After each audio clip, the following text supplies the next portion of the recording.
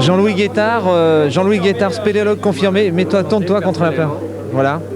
Je voudrais que tu nous dises un petit mot sur les spéléofolies et ce que tu en penses. Eh bien, c'est un festival qui est assez sympathique. Le seul regret que j'ai, c'est de ne pas encore avoir mon t-shirt.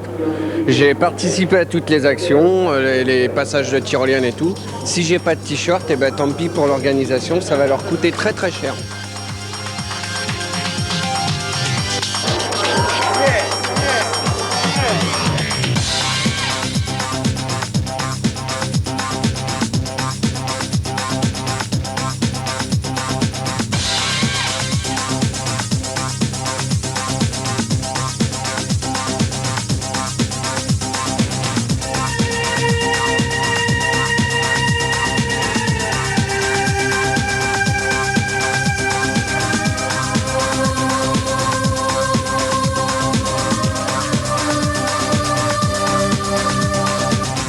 Il paraît que c'est très technique, il faut avoir un bon niveau.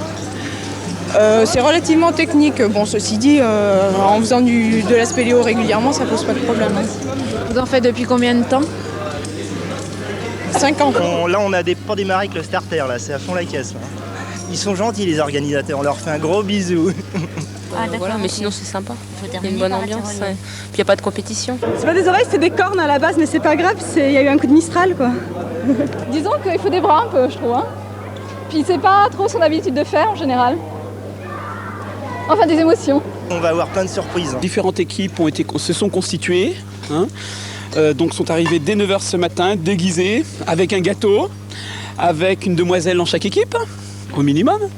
Et donc la journée a été un peu longue à démarrer, mais là on est en pleine action. Je veux dire, il y a, donc tout au long du viaduc, des arches, des ateliers que vous allez rencontrer, il y a des équipes qui sont en train de passer des épreuves, qui sont d'ordre technique, donc avec un enjeu de formation essentiellement.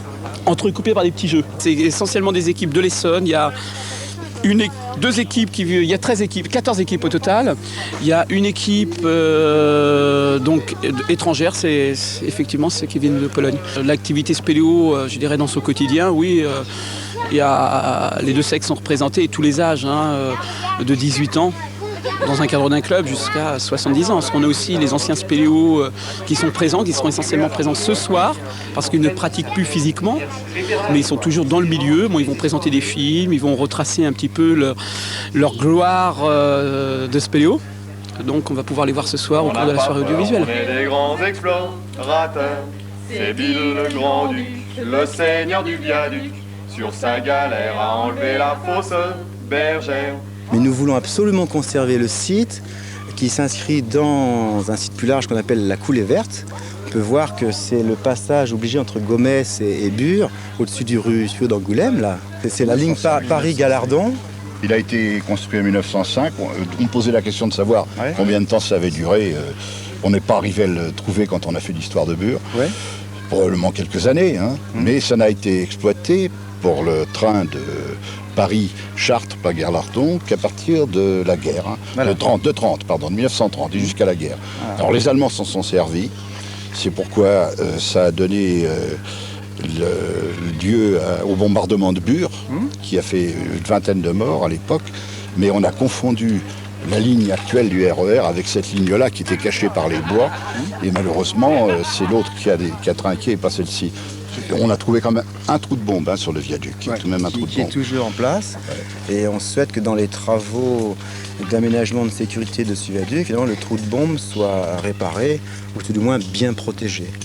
Bon, ce qu'on souhaite, c'est que tous les parapets, tous les garde-fous de ce viaduc soient remis en état, pour que les promeneurs, les randonneurs, les joggeurs, les vététistes puissent emprunter ce viaduc en grande sécurité. Voilà, tout à fait, dans le cadre de cette coulée verte.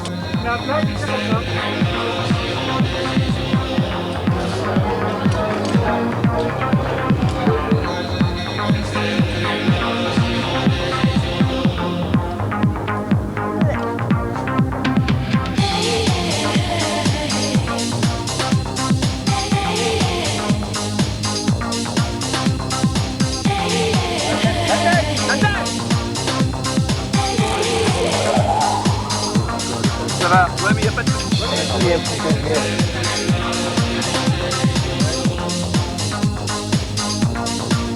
Allez donc, pas passer.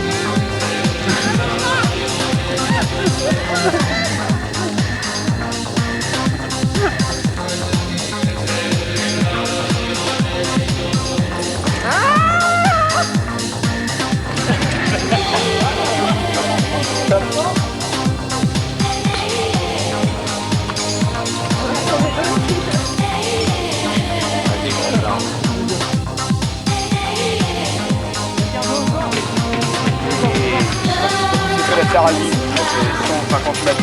150 mètres. 7 fois.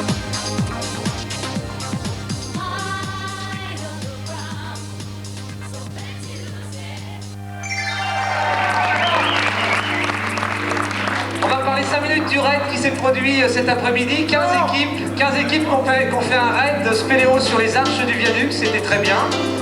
On a eu donc des gens bien costumés et une ambiance très sympathique. Et puis donc on parle de la pierre Saint-Martin, ensuite on parlera de la Luire, on aura un petit entracte où on pourra prendre un peu des boissons, du café si vous voulez juste derrière. Et on reparlera après donc avec Bernard Magos et Georges Garbi, avec l'un de la Cigalaire et avec l'autre du Gouffre Berger. Voilà. Et ben je vous souhaite une bonne soirée. Merci en tout cas Georges de faire vivre cette aventure encore de nos jours. Ça c'est extraordinaire avec tes présentations et puis les films qui sont projetés. Merci beaucoup. Je crois qu'on peut t'applaudir.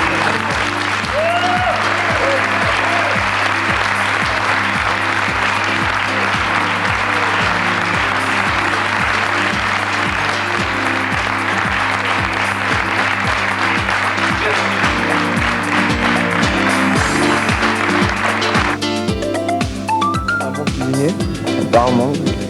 Non, c'est pas mauvais. Non, c'est très bien. Non, faites pas.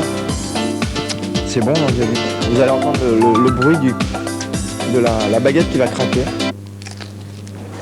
Il est frais. Pas de problème. Vous êtes au courant? Il y a un problème de... Il a pris de l'essence au lieu du fuel. Alors donc on a désiphonné le groupe électrogène et on est allé chercher du gasoil.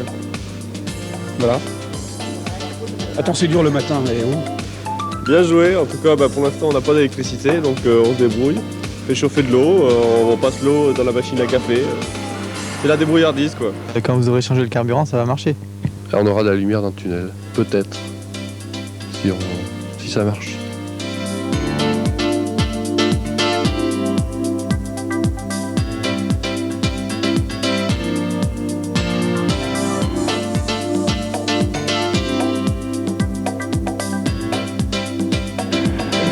De travailler, beaucoup de matériel. Les anciens spéléologues, ceux qui ont commencé dans les années 40. Tu sangles mais sans serrer, hein, sans serrer voilà, parce que...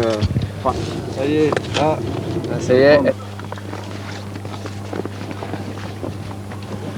On aura pu dormir avec nous cette nuit parce qu'on avait... Oh vite, presto, ça pue.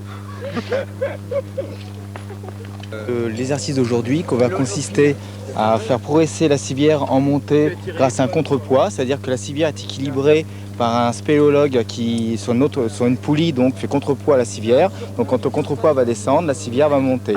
Arrivé en haut du viaduc, la civière qui sera horizontale va être reprise sur la tyrolienne oblique et donc va faire une descente jusqu'à l'arrivée derrière vous dans les arbres.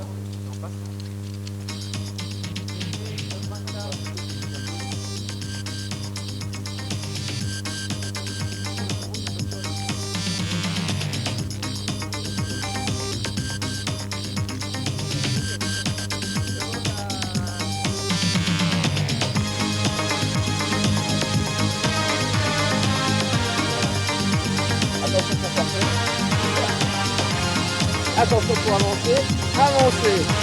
Pour courir. Attention pour courir.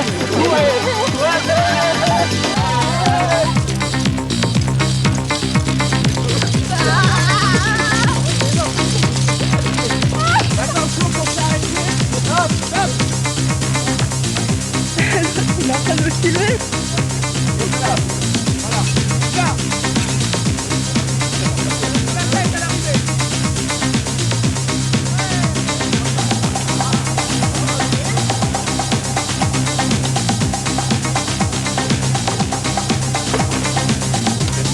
Pas assez débuté.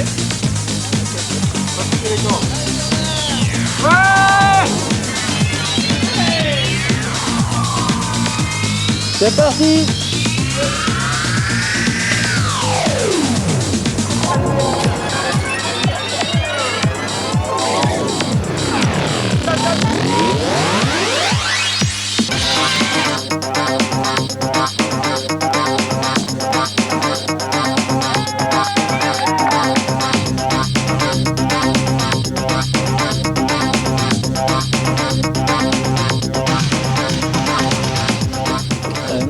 chcielibyśmy pozdrowić wszystkich tutaj i podziękować za miło spędzone dni we Francji. Vous pouvez traduire?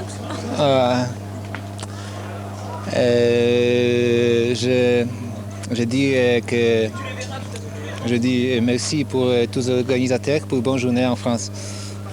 C'est tout ce que tu as retenu de la manifestation alors, c'est que tu n'avais pas ton t-shirt encore. Voilà. Bon, qu'on lui donne. Ça devait être bien, mais j'attends toujours le t-shirt. Maybe